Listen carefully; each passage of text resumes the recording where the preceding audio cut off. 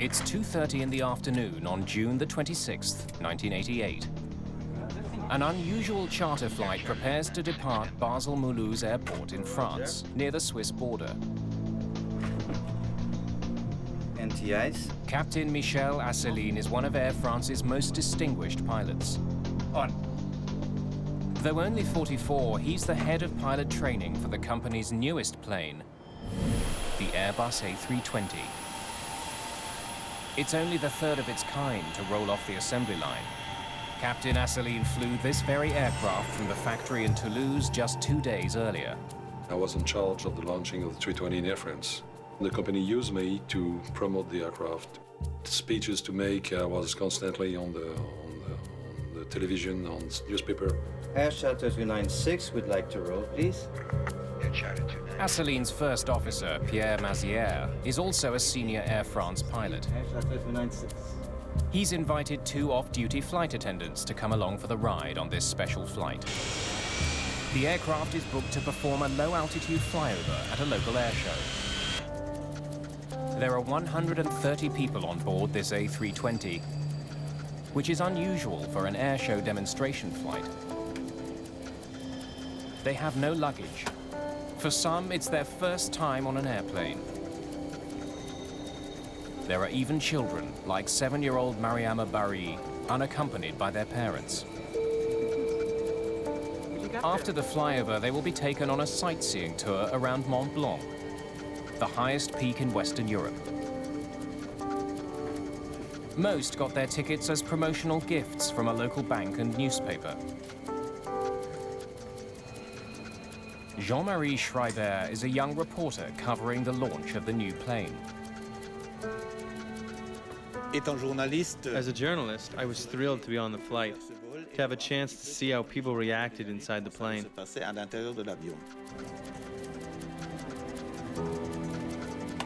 Another journalist aboard, Jean-Claude Boche, has been busy recording the event. As I got on the plane, I thought, great, this is going to be an unforgettable experience. And it really was unforgettable. The A320 is the first civil aircraft to use fly-by-wire, a cutting-edge technology that computerizes flight controls. The system had previously mainly been used by the military. On the fly-by-wire system, the pilot essentially flies the computer, and the computer flies the aircraft. Fly-by-wire alters the relationship between pilot and plane. It gives computers the ability to override human inputs to prevent pilot error. The A320's flight computer won't let its human operators do anything it determines to be dangerous. Airbus has become the first civil aircraft maker to embrace this technology. It hopes this will give it an edge over its longtime American rival, Boeing. In its first public presentation, Airbus has a lot on the line. Okay, tell me what you want in terms of speed and altitude. Okay, then takeoff, right turn. We go nice and easy to find out things. We tried to demonstrate the capability of this aircraft. To say we wanted to show off, not exactly. We wanted to make a good job, and we were sure to make a good job. Once we identify the airfield, we extend flaps to 3. We'll do the flyover at 100, landing gear out, and you just leave it up to me. I'll give it Alpha Max. Done it 20 times. Okay. Captain Asseline is planning a breathtaking maneuver. A low-altitude, nose-high flyby at Alpha Max. This is the slowest a plane can fly without stalling. Ladies and gentlemen, hello and welcome aboard this Airbus A320, which was put into service just 2 days ago. We will soon be taking off for a short sightseeing flight, which will start from the Alpsheim Flying Club, and then we'll be flying around Mont Blanc. I wish you a very pleasant flight. That's done. ACF 296Q, clear for takeoff. Runway 16. We're rolling. Takeoff, go.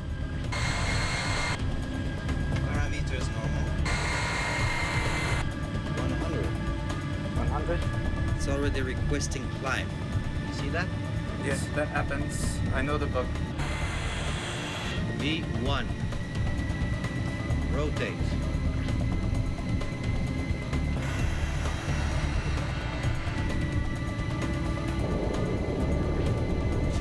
Gear up, flaps 1.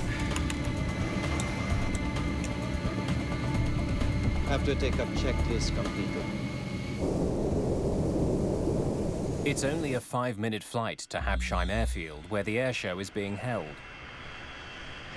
For this sleepy Alsatian town, the airshow is the highlight of the summer. The airshow drew more than 5,000 people. There was significant interest from the public. The airfield is so small, its coordinates aren't stored in the plane's navigation database, so the pilots must find it by sight. You're at 8 nautical miles. You'll soon see it. There's the highway. We leave the highway to the left, don't we? No, to the right of the highway. It's slightly to the right of the highway.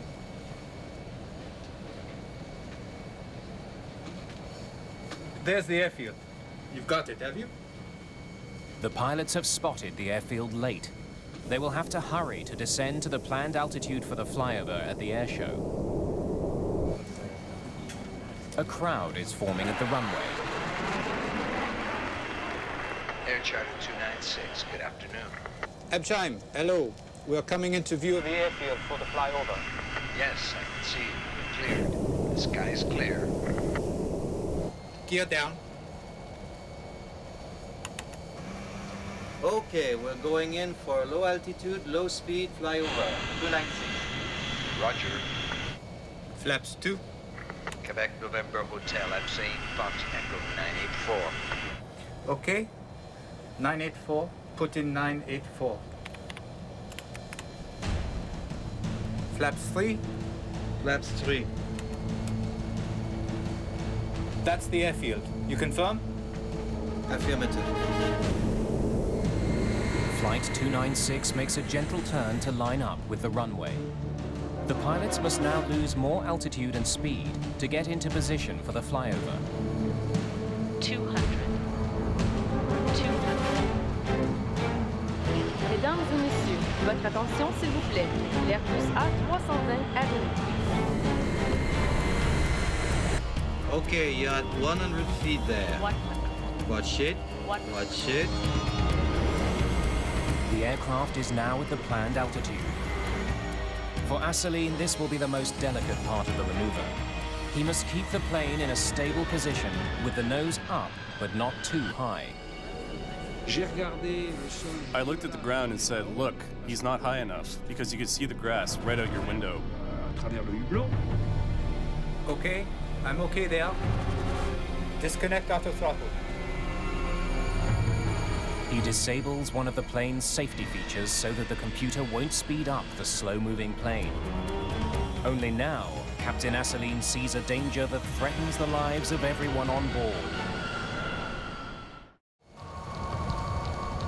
The A320's low-speed flyover at the Habsheim airfield is suddenly not going according to plan. There's a forest in the path of Captain Asseline's plane. 30. Takeoff, go around power. He selects the highest thrust setting and pulls back on the controls, expecting the aircraft to pull up. But the plane keeps dropping. Can't be.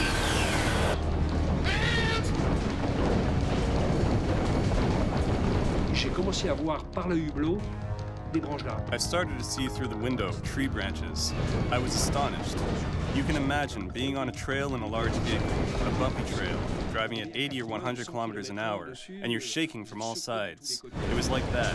I was saying to myself, the plane has to stay in one piece, because if the plane stays whole, we'll be okay. If it breaks up, we're done for. S'il casse, c'est fichu.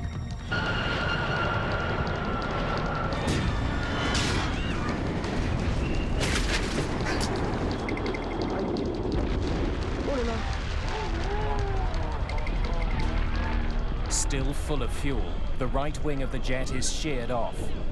The fuel ignites immediately on impact.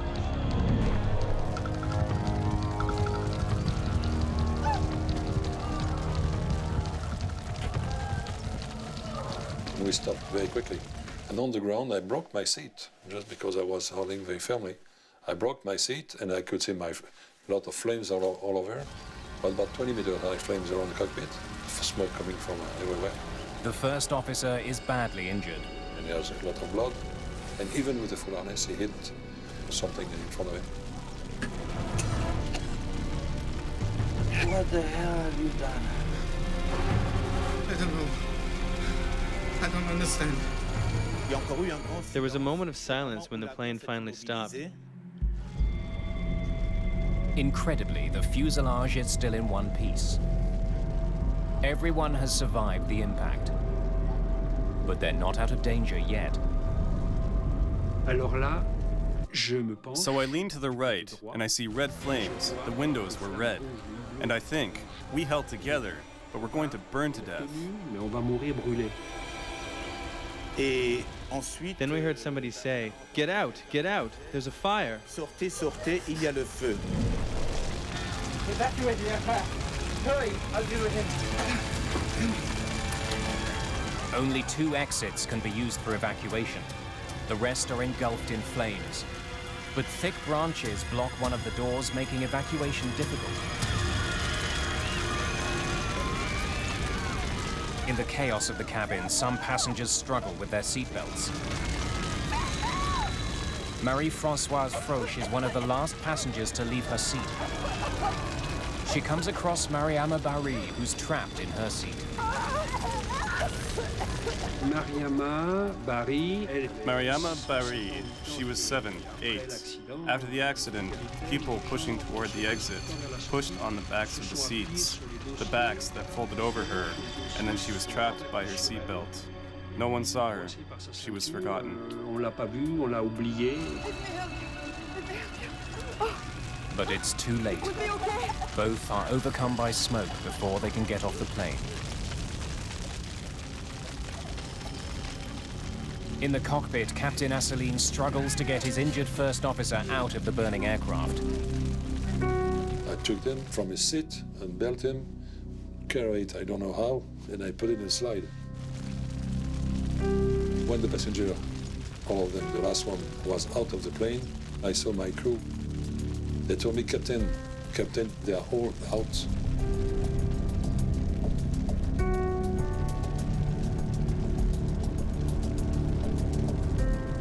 I couldn't believe it. But the crew is wrong. Not all the passengers have made it out.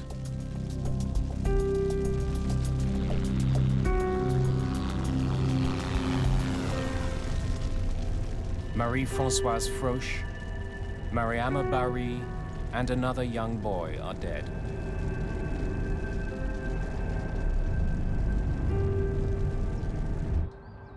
In addition to the tragic loss of life, the accident is a PR disaster for Airbus. The crash could not possibly have come at a worse time for Airbus. They were trying out this new concept, which they had touted very widely as a new level of safety for civil flight. And here's a pilot going and crashing one. For those who actually saw the accident, and it was broadcast on the news media throughout the world the same evening that it happened, there was amazement. The crash was a major embarrassment.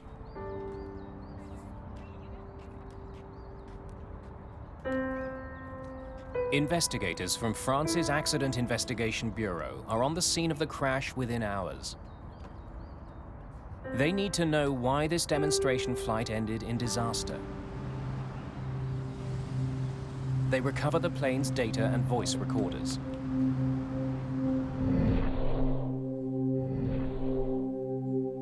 Claude Béchet will head the investigation. Was it the pilot or was it the plane? We need to know. Like the pilots of Flight 296, he also works for Air France as an airline captain. Let's get to work. Which is unusual for a state investigator.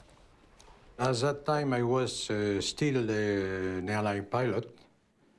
And I was in New York when the accident happened, and they sent me a telegram to ask me to come back to Paris as soon as possible.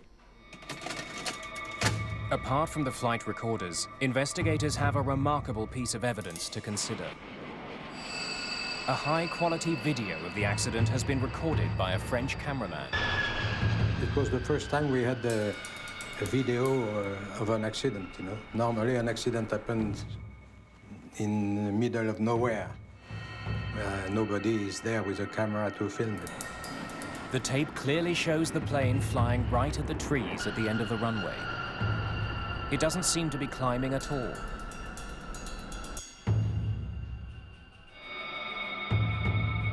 The cockpit voice recorder offers a confounding clue.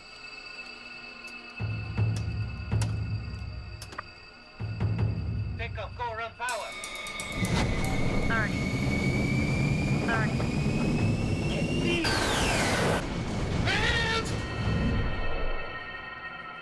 It's clear the crew had no idea there was an obstacle at the end of the runway.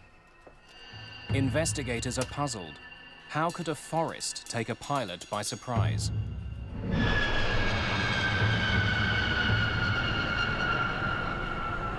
Bechet brings Captain Asselineau in for questioning about the flyover at Habsheim. They need to know what his plan was. My intention was to carry out a flyover at slow speed. As a qualified A320 pilot, Claude Bechet is familiar with the plane's capabilities. Over the airstrip, and we go to Alpha Max. Very good. He sees nothing wrong with Captain Asselineau's plan. It was not bad. Making a slow pass was well planned. And he seemed to me to be very open and very ready to help to work with the investigation commission. Investigators turn their attention to how Air France prepared the flight crew for the airshow. They discover a memo setting out the rules for all airshow flights. What draws the attention of investigators is the minimum altitude Air France had selected for airshow flyovers: 100 feet. It was in violation of national regulations. He should have been at 500 feet, as a matter of fact. But there had at that time a tendency for pilots who were making air shows like that to go a little bit lower and sometimes much lower. Chief Investigator Claude Bechet now wonders if there were any other mistakes in the planning of the flight.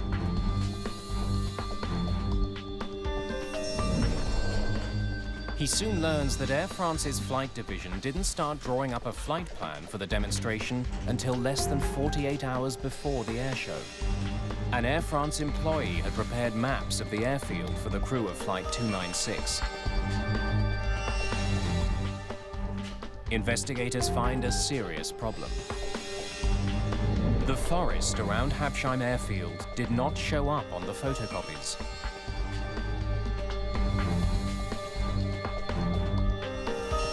The employee who had put together the flight package didn't have an opportunity to discuss it with the crew.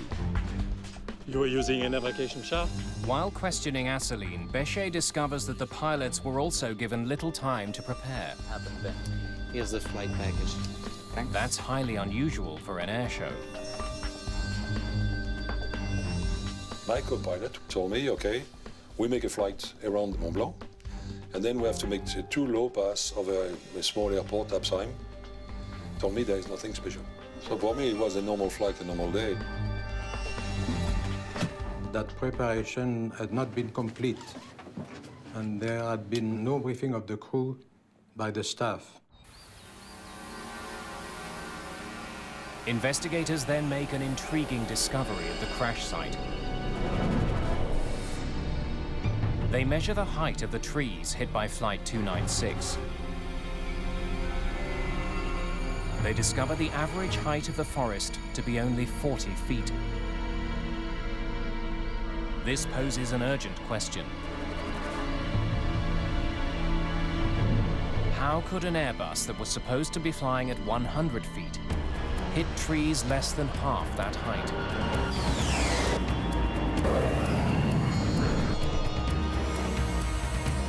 It is clear to investigators that Flight 296 fatally deviated from its original flight plan, losing altitude before plunging into a forest. But only the black box data can help them understand how and why this had happened. Information from the A320's flight data recorder is recovered within hours of the crash. The device records information about 200 aircraft functions. It paints a detailed picture of how Flight 296 was operating in the final minutes of its journey. Can be! We could reconstruct the entire accident. We could live with the crew as the accident was happening.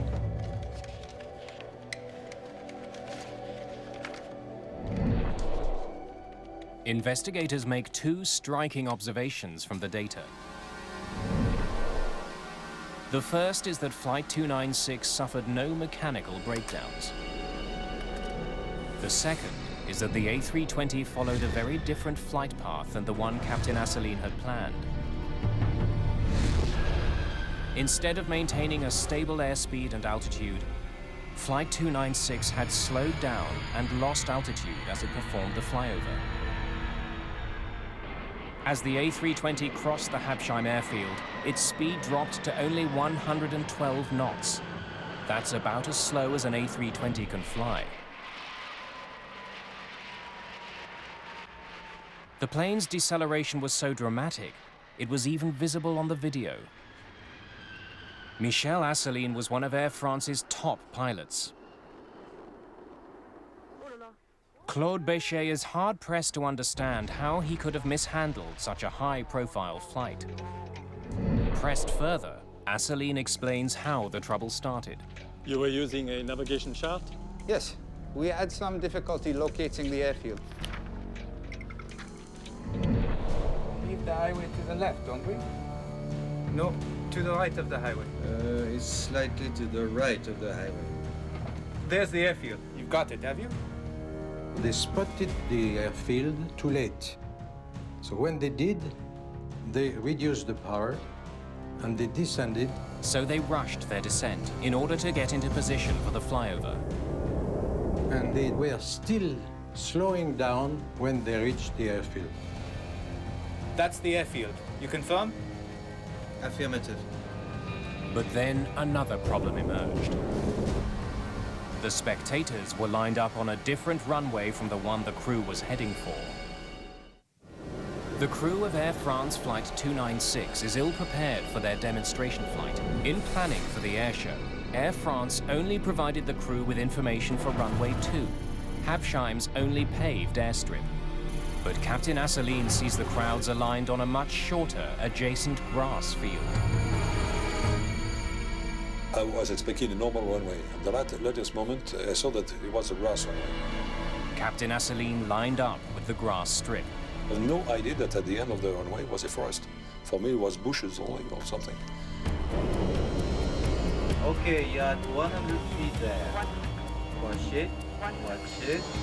Because they had to rush their descent, by the time Flight 296 got to the airfield, it was flying too fast. To lose speed, Captain Assouline kept the thrust on its lowest power setting, well below the setting pilots normally use for Alpha Max flight. But another serious problem was developing. The aircraft had dropped below 100 feet and was continuing to fall. And the crew didn't seem to notice. I'm okay there. Disconnect auto throttle. In a matter of seconds, the altitude had fallen to only 30 feet. What was extremely clear is that airplane was flying at approximately 30 feet above the ground. Regardless of any other data, this data was extremely important. Takeoff, go, run power! No airplane of that size or of any other size should make a flight path that low. The data is clear. You were at 30 feet, not 100. I believed I was at 100 feet. Claude Béchet is still uncertain how the A320 ended up so dangerously close to the ground. Captain Assouline insists his instruments failed him. Flaps 2. Quebec November Hotel, I'm saying Fox Echo 984. Okay. 984. Captain Assouline was relying on his barometric altimeter. It uses air pressure to measure the plane's distance from the ground. It had to be set to local atmospheric pressure to be accurate. Quebec November Hotel, I'm saying Fox Echo 984. Okay. 984. Put in 9. The cockpit recorder proves that the tower provided the pressure reading and the crew set their instrument. But Assouline insists the altimeter was giving him a false reading. I tell you, the altimeter said the plane was at 100 feet. Michel Assouline stated that the barometric altimeter was, in fact, to be precise, 67 feet out. And that is something that he claims led him to be flying at 30 feet instead of at 100 feet. Investigators are skeptical. Assouline had more than one instrument to give him altitude information. The A320 has a second altimeter that uses radio waves to calculate the plane's distance from the ground. That altimeter displays the altitude on a digital display. But Captain Assouline claims it was difficult to read. We could not use the radio altimeter because this radio altimeter is digital and nobody can fly by reading numbers. I tried that later on a simulator. I never succeed to do it.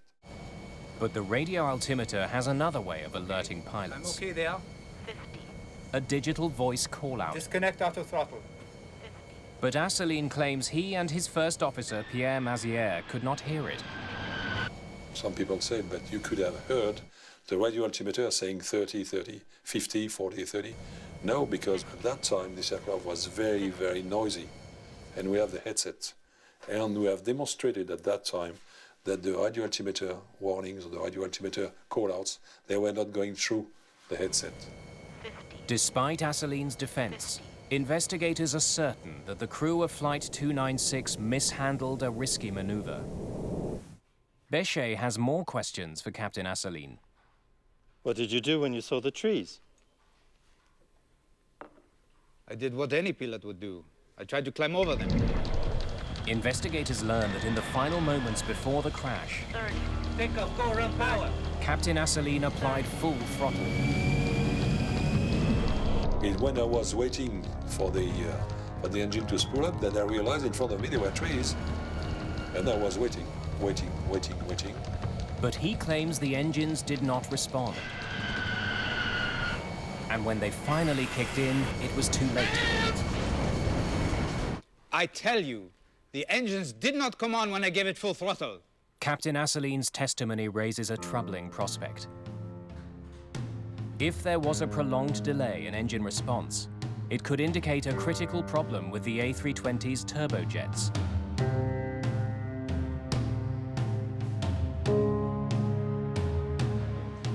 Captain Assouline is convinced the engines didn't respond quickly enough in the final seconds of the flight.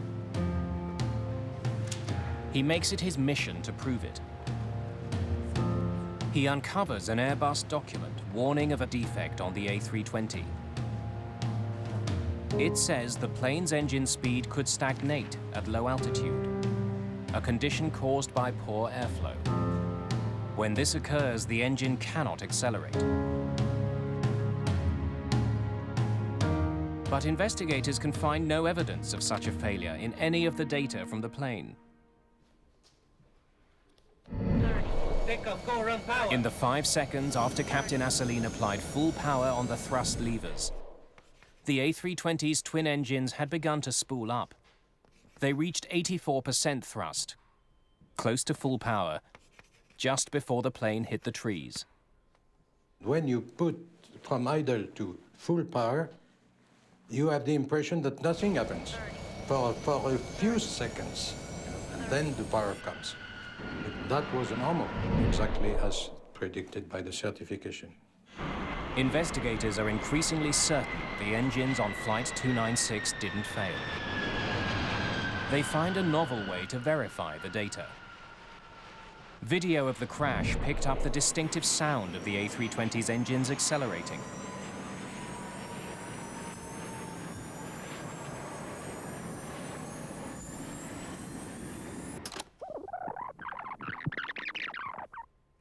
By studying that sound, engineers can determine how much power the engines were generating in the final seconds before the crash. We were able to compare the RPM of the engines from that film and from the flight data recorder. There was nothing wrong with the engines, any of the two engines. Why? Chief Investigator Claude Béchet has a new headache. Captain Assouline is convinced there is a conspiracy against him. He cuts off all cooperation with the investigation. Very well. Investigation committee, I tried to cooperate with them, but I began to be suspicious. And the press, each week, the aircraft is good, the aircraft has nothing, pilot error, pilot error, pilot error. All that was a big, big, big cover-up, my opinion. Captain Assouline begins a campaign to challenge the French investigation. He appears on British television to make a dramatic assertion. When I pull the stick to up position, the flight controls, the elevator control go to down position. So on any aircraft, if you ask up, following the order of the pilots, the elevator control goes to up. And not that on that one, it went to down. Why? That will be the good question. His accusations go to the heart of doubts about the aircraft. The Airbus fly-by-wire system had given the A320's computers too much control.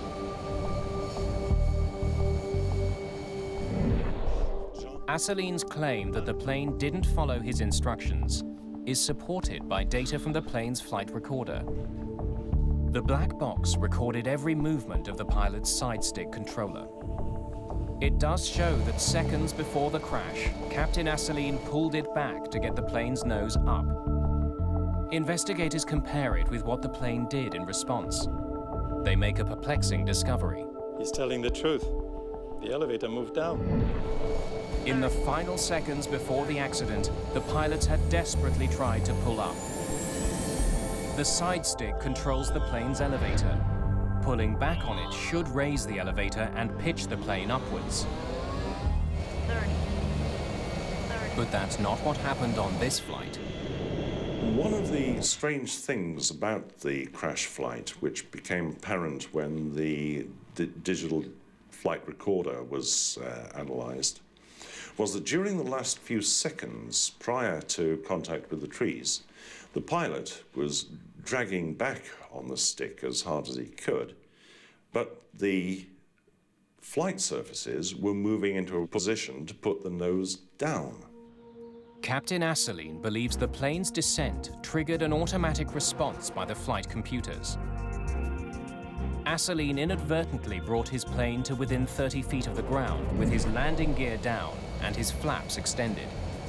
Investigators now wonder if the plane's computer determined that Assouline was landing and initiated the necessary steps to accomplish that.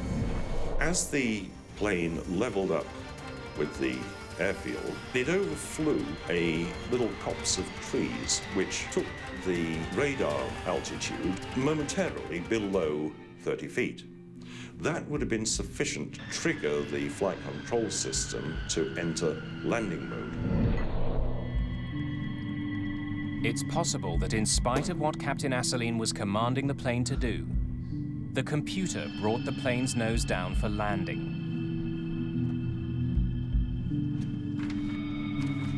Investigators must try to determine whether the A320 overrode its pilot at a critical moment. They analyze the data from the flight recorder.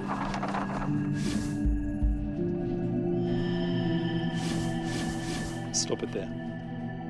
But to their disappointment... So was the plane in landing mode or not?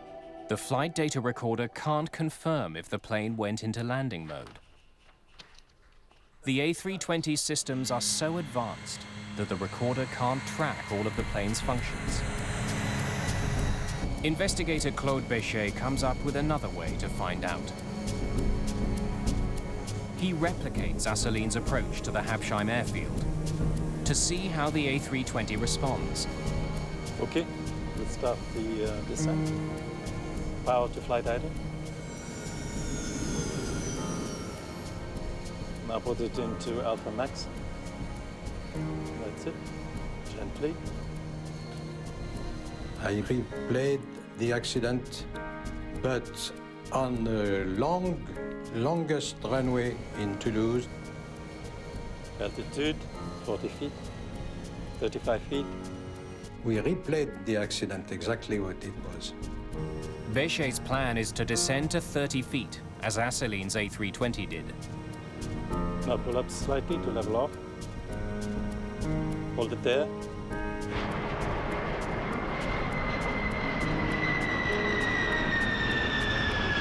Béchet wants to see if the flight computer puts the plane in landing mode. Okay, now full thrust.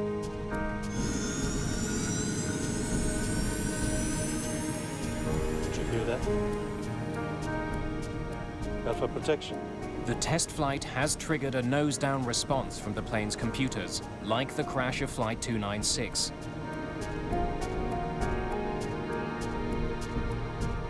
But the plane hadn't gone into landing mode. Instead, the flyover had activated one of the A320's main safety features: stall protection.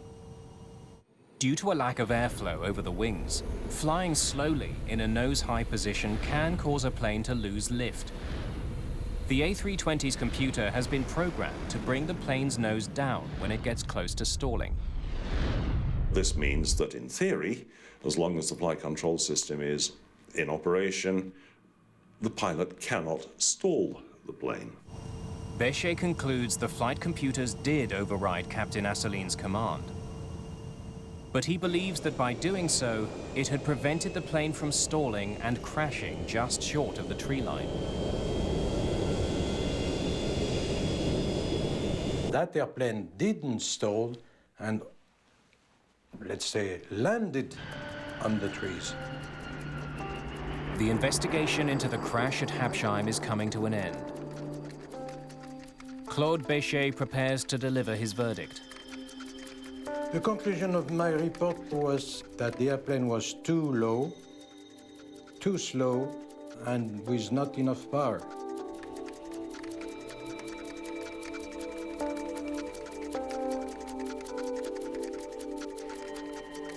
As far as Claude Béchet is concerned, the report is the final word on the Habsheim tragedy. The case, however, is far from over. The French justice system is moving towards a judgment of Captain Asseline. He is charged with involuntary homicide in the deaths of 3 passengers and faces the prospect of a long prison sentence. But Captain Asseline believes he has found evidence that will exonerate him. He is convinced there was a conspiracy to tamper with the plane's black boxes, to conceal problems with the A320's fly-by-wire technology. There has been a cover-up with some funny recorders. That's the first point. The second point, they have been changing the content of the recorders. It all begins, according to Asseline, at the crash site. An employee of France's Civil Aviation Authority is photographed carrying the A320's flight recorders from the scene. Those same black boxes are presented as evidence at Asseline's trial. But inexplicably, they look different. I had a chance to see the black boxes held by the court. But when I see the state they're in, they're old boxes, full of scratches, dusty, with chipped paint. I think, wait, these can't be the boxes from the crash. The plane was new. They're not the right ones. Captain Asseline hires a Swiss criminology institute to compare the 2 photographs. Its conclusion, they're not the same flight recorders. Captain Michel Asseline claims the black box data from his flight has been tampered with. But investigator Claude Béchet rejects the accusations as outrageous. They were trying to prove that the tapes had been tampered with, which we could not understand. because every recorder expert knew that it was physically impossible. But there is one expert who believes the black boxes are suspicious. Ray Davis is a former head of flight recorder analysis at Britain's Air Accidents Investigation Branch. He has been hired by British television to review the French investigators' work. It was a little bit of an eye-opener in a way, in that prior to reading the report, I had a totally different impression of the possible causes of this accident, whereas when I read the report, there were so many anomalies and questions raised by the report that my whole attitude towards the accident changed completely. Davis discovers evidence that could vindicate Asseline. It raises questions about when the crew applied power to try to overfly the trees. 30. Takeoff, go run power. 30. While studying the black box data, Davis comes across a curious inconsistency. French investigators had synchronized the black boxes with a transcript of air traffic control communications. Davis examines the last conversation the pilots had with the tower before the crash. 984. Okay, 984, put in 984. It was recorded by both air traffic control and the plane's own black box. Quebec November Hotel at same Fox Echo 984. Quebec November Hotel at same Fox Echo 984. Ray Davis discovers a time discrepancy between the two recordings, amounting to a loss of several seconds. According to the black box data, the aircraft was 5 seconds from impact with the trees when Captain Asseline commanded full thrust from the engines. But according to Ray Davis's analysis, this actually took place 4 seconds earlier. This 4-second gap dramatically changes the calculus of the accident. It's the difference between a normal delay in engine response and a serious malfunction. Asseline claims that on this particular occasion, the delay was more than he expected. And depending upon which side of the argument you come down at as to whether or not the 4-second delay in the digital flight data recording was real or not, then, you know, he's either an idiot or you know, he's right. The French justice system does not believe that Asseline is right. After multiple appeals, Michel Asseline is convicted of involuntary homicide and sentenced to 10 months in prison. Still, the controversy over the black boxes and the missing 4 seconds lingers on. It promises to forever cloud the results of Claude Béchet's investigation. The public opinion thought probably, oh, well, there was so much at stake, you know. It was the future of all European aviation industry, which was at stake. So they managed to tamper the tapes so they could blame the pilot and not the airplane. But this is just impossible. The investigation into the Habsheim accident made several recommendations. It calls for passengers to be banned on all demonstration flights. It also calls for better reconnaissance of airfields by flight crews. And they want airline procedures to be reviewed to ensure they conform with official regulations concerning altitude.